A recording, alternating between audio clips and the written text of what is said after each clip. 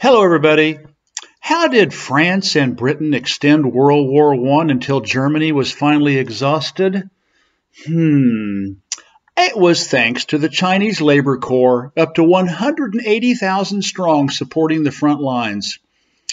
Pictured above the humble and underassuming memorial monument in Poperinge, Belgium, to honor the huge World War I Allied Chinese Labor Corps.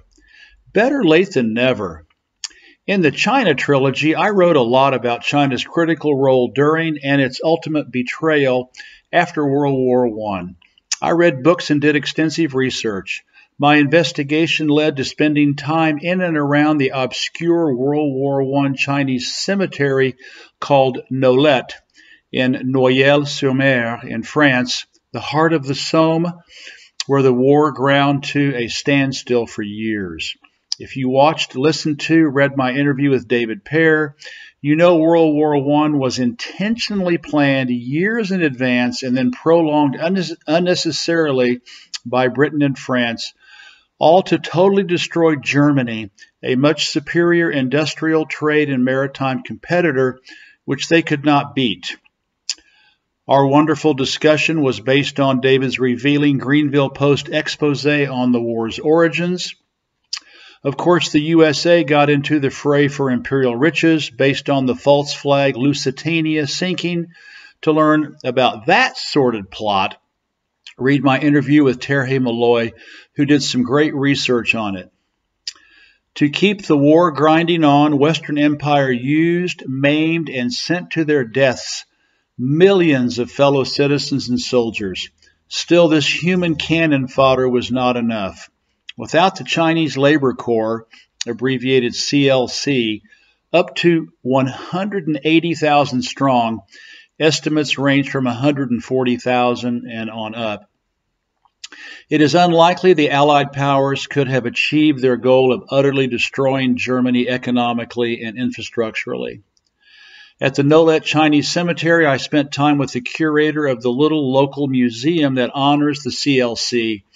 After visiting all the displays and seeing that I was sympathetic to their plight, he opened up to me and was in tears, telling me what really happened in the CLC camps, all of which I reported in the China trilogy.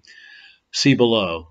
The British and Americans, in keeping with their racist beliefs, treated their Chinese subjects worse than feral dogs. Nevertheless, the French were less savage. In any event, many more died or were killed who never got officially registered or properly buried. In fact, Chinatown in Paris was founded by some 2,000 to 3,000 of the CLC members whom France let stay, whereas all the other used and abused survivors were promptly shipped back to their homeland, unwelcomed in the rest of the West. Thinking that this cemetery was the only tribute in Europe to recognize the long-forgotten heroic CLC, I was pleased to learn from my friend Franz Vandenbosch that there is a memorial in their honor in Poperinge, Belgium, about 60 kilometers to the northeast of Nolette Chinese Cemetery. He was nice enough to send me photos, which are below. Enjoy and join me in honoring these brave and tireless workers who saved the Allies' butts and assured them of grinding Germany into post-war misery.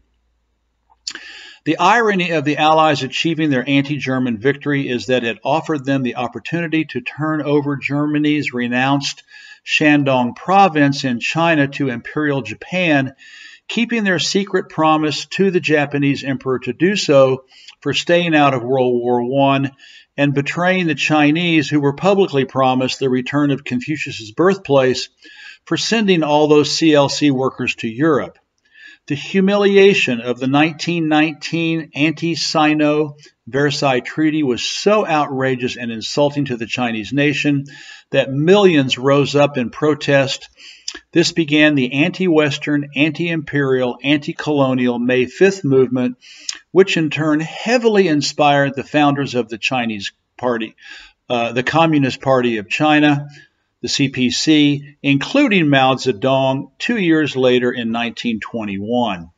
Now, 100 years later, the generational tables are completely turned. No more 1839 to 1949 century of humiliation for the Chinese people since communist socialist liberation. Now it is Urangloland, my name for NATO, Europe, Australia, New Zealand, and Israel, that are desperately fighting off collapse in the longer term and irrelevance in the short. And the Chinese, and it is the Chinese nation that is ascendant.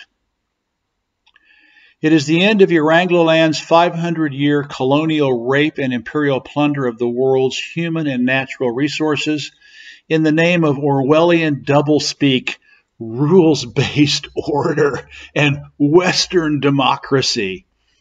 This, while it is the beginning of a fairer, more just, more peaceful, multipolar world led by communist, socialist, anti-imperialist peoples, starting with China, Russia, Iran, and DPRK, that's North Korea, across the breadth of the Asian continent, what I am calling the Asian Quad. They join Cuba, Venezuela, Bolivia, Ecuador, Argentina, and other members of Latin America's ALBA, ALBA, and CELAC, CELAC. That includes the Caribbean countries. They all have had total global capitalist destruction declared on them from day one and are still surviving and thriving under wartime conditions with huge bullseyes painted on the backs of their peoples. As Fred Hampton Jr. and the Black Panthers say, right on. And I say, thank goodness.